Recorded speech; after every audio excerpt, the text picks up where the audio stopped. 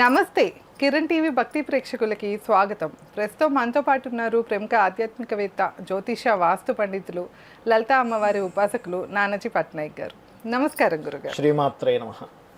గురుగారు, గతంలో అయితే మీరు చెప్పిన ప్రెడిక్షన్స్ చాలా జరుగుతూ వస్తున్నాయి గురుగారు. ముఖ్యంగా అందరికీ థ్రిల్లింగ్ అనిపించేది అయితే గోల్డ్ రేట్, సిల్వర్ రేట్ ఒకటి, అట్లానే అఖండ మూవీ ఒకటి. ఇవైతే ప్రతి ఒక్కళ్ళు రిజల్ట్స్ వెంటనే చూసారు. ఇవైతే అవును, ఫ్లైట్స్ ఇది కూడా ఇలా యాక్సిడెంట్స్ అవుతాయని, వీటి విషయాలన్నీ చాలా చెప్పారు మీరు. పీఠాధిపతులకి మధ్య గొడవలు అవుతాయని, అంటే వాళ్ళు నోరు జారటం వల్ల గొడవలు అవుతాయని కూడా తెలియజేశారు.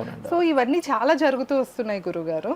ముఖ్యంగా ఇప్పుడు వచ్చేసి గ్యాస్ సిలిండర్స్ అయితే కమర్షియల్గా అయితే మనం చూస్తున్నాం, గ్యాస్ సిలిండర్స్ కొరత అయితే ఉంది. ఇది మనకి సామాన్య ప్రజలకు కూడా ఏమైనా ఇబ్బంది అయ్యే ఛాన్స్ ఉందంటారా? నాన్ కమర్షియల్ గ్యాస్ రిలేటెడ్, ఇంటింటికి వచ్చే గ్యాస్. అవును గురుగారు, ఈ విషయాలు చెప్తారు. మంచి ప్రశ్న వేశారండి. ఎందుకంటే మనమైతే మనస్ఫూర్తిగా రాకూడదని కోరుకుందాం 100%. ఎందుకంటే అది మామూలు విషయం కాదండి. గ్యాస్ కొరత కనుక కమర్షియల్ కాకుండా నాన్ కమర్షియల్ వస్తే ఇట్స్ నాట్ స్మాల్ థింగ్.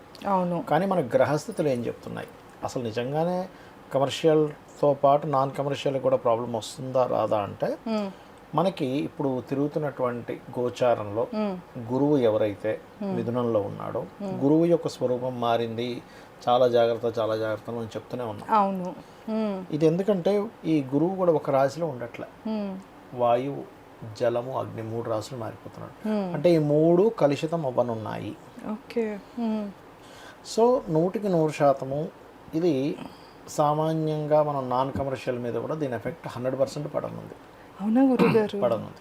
కాబట్టి అందరూ మామూలుగా అయితే చెప్తూ వస్తున్నారు, ఇళ్ళకైతే ఇబ్బంది ఏమి ఉండదు అని అంటున్నారు, కానీ అది నిజం కాదంటారు. కానీ లేదు, ఇది పడుతుందండి. అందరూ కూడా ఏం లేదు, దాని గురించి టెన్షన్ ఏం పడక్కర్లేదు.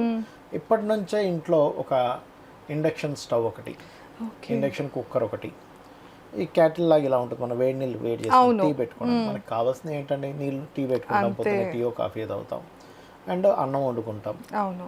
లేకపోతే మనం కూర ఏదో చేసుకుంటాం, కూర చారు లాంటివి చేసుకుంటాం. అంటే సో రైస్ కుక్కర్స్ కానీ ఇండక్షన్ స్టవ్స్ కానీ కొంచెం ఏంటంటే కొంచెం పొళ్ళు అవి ఇంట్లో రెడీగా పెట్టుకోవడం, ఎక్కువగా ఆవకాయలు లాంటివి కాస్త ఎక్కువగా పెట్టుకోవడం, ఇండక్షన్ స్టవ్స్, ఇండక్షన్ కుక్కర్స్ లాంటివి పెట్టుకుంటే రేపొద్దున్న, ఇప్పుడు ఎందుకంటే ముందుగా చెప్తున్నాను మీకు మాట, రేపొద్దున్న ఇది పెరిగినప్పుడు అందరూ అప్పుడు కొనుక్కుందాం అనుకుంటారు పవర్ రిలేటెడ్. అప్పుడు ఇప్పుడు మనకి 1000 రూపాయలకి 1200కి దొరికేటువంటి ఇండక్షన్ స్టవ్స్ అప్పుడు ఆ రేట్లో దొరకదు. అవును. ఒకటి మనకి మనీ సేవ్ అవుతుంది, ఇంకోటి అప్పుడు దొరకకపోతే మీకు ఒక్క పూట అన్నం లేకపోతే పరిస్థితి ఏంటి చూడండి. అంతే. ఇప్పుడు మీకు ఇంట్లో ఒక్కరికే గ్యాస్ ప్రాబ్లం వచ్చింది అనుకోండి, బయటలో హోటల్లో తింటారు. అవును. ముందు హోటల్స్ వాళ్ళందరికీ ప్రాబ్లం వచ్చిందంటే మీకు బయట అమ్మే ప్రసక్తి లేదు, ఇంట్లో వండుకునే ప్రసక్తి లేదు, అప్పుడు పరిస్థితి ఏంటి?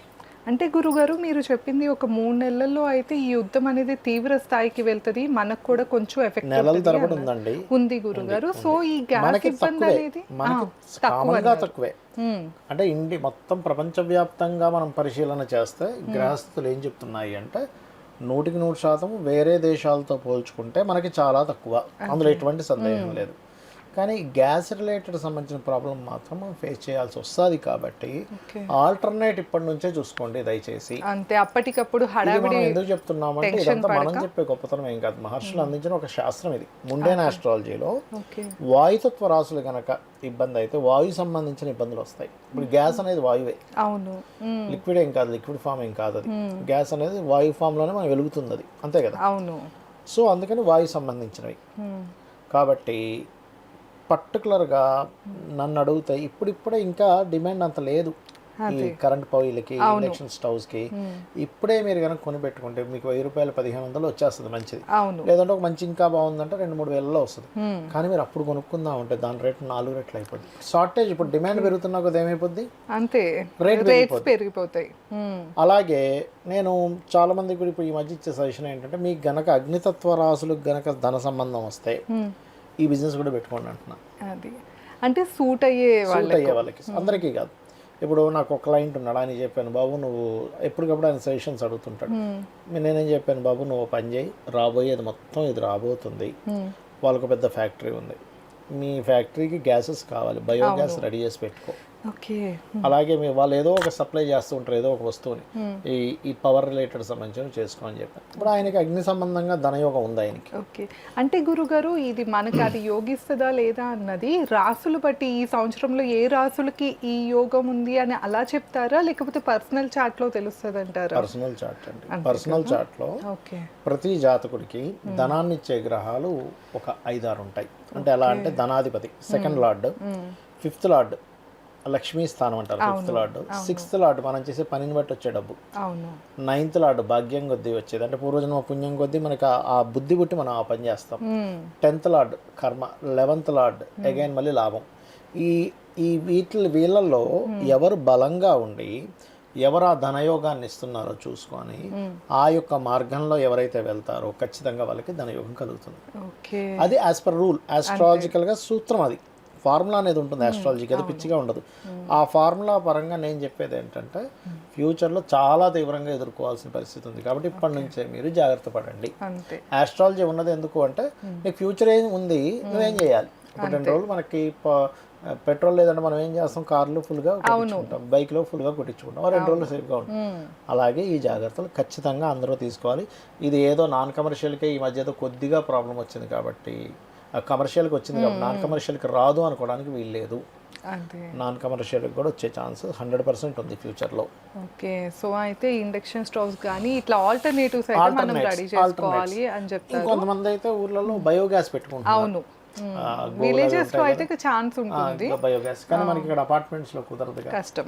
నాకు తెలిసి ఇన్ ఫ్యూచర్ లో ఎలా అవుతుంది అంటే నా అనాలిసిస్, ఇప్పుడు అపార్ట్మెంట్లో వాళ్ళందరూ కలిసి ఇంతమంది గ్యాస్ ఎందుకు వాడుకోవడం అని చెప్పి అందరూ సామూహికంగా వండుకుంటారు కూడా. ఓకే. ఆ కల్చర్ కూడా వస్తుంది అంటారు. ఒక రకంగా మంచిదే గురుగారు, అందరూ కలిసి తిన్నట్లు ఉంటుంది, వస్తుంది. కూడా వస్తుంది ఇన్ ఫ్యూచర్ లో మనం చూడొచ్చు. ఎందుకంటే ఒకటేసారి అంతమంది ఇది అయ్యే కంటే తక్కువలో అయిపోతుంది కదా అందరూ వండుకుంటే. ఆ కల్చర్ కూడా మంచిదే, అందరూ కలిసి. ఇప్పుడు కర్రలపై పెట్టాలి అంటే ఇది వరకు చేసినవన్నీ ఇప్పుడు మళ్ళీ రిపీట్ అవుతున్నాయి. పరావసు నామ సంవత్సరం అంటారు. పరావసు పరాభవ, దీనికి 2 పేర్లు. పరావసు అంటే బ్యాక్, మళ్ళీ వెనక్కి వెళ్దాం. ఒక 20-30 ఏళ్ళ వెనకాతలు ఎలా బ్రతికామో, 50 ఏళ్ళ క్రితం ఎలా బ్రతికామో అలాంటిది వచ్చే సమయాన్నే పరావసు. ఒకప్పుడు ఎలా బ్రతికామో, ఒకప్పుడు ఎలాంటి అలవాట్లు ఉన్నాయో అలా మనం మళ్ళీ వెనక్కి వెళ్ళేటువంటి సంవత్సరం. కొన్ని పరిస్థితుల వల్ల అలా. అంతేలేండి, కొన్ని ఏ జరిగినా మన మంచికే అంటారు కనుక కొన్ని మనం మంచి అలవాట్లు అయితే నేర్చుకుంటాం అంటారు. కాకపోతే ఓకే, మీరు చెప్పినట్లు డిమాండ్ ఉన్న బిజినెస్ అని కాకుండా ఆ డిమాండ్ ఉన్న బిజినెస్ కూడా మనకి సూట్ అవుతా లేదా చూసుకోవాలి ఫస్ట్. అప్పుడు డిమాండ్ తో పాటు మనకు కూడా సూట్ అయితే మన యోగం అనేది ఇంకా వరిస్తుంది. సో విన్నారు కదా, ఎవరైనా మీ పర్సనల్ చార్ట్ చెప్పించుకోవాలి, మీకు ఏ యోగం ఉంది ఈ సంవత్సరంలో తెలుసుకోవాలి అంటే కనుక కింద గురుగారు నెంబర్ ఇస్తున్నాం, తప్పకుండా కాంటాక్ట్ అవ్వచ్చు. ధన్యవాదాలు. నమస్కారం.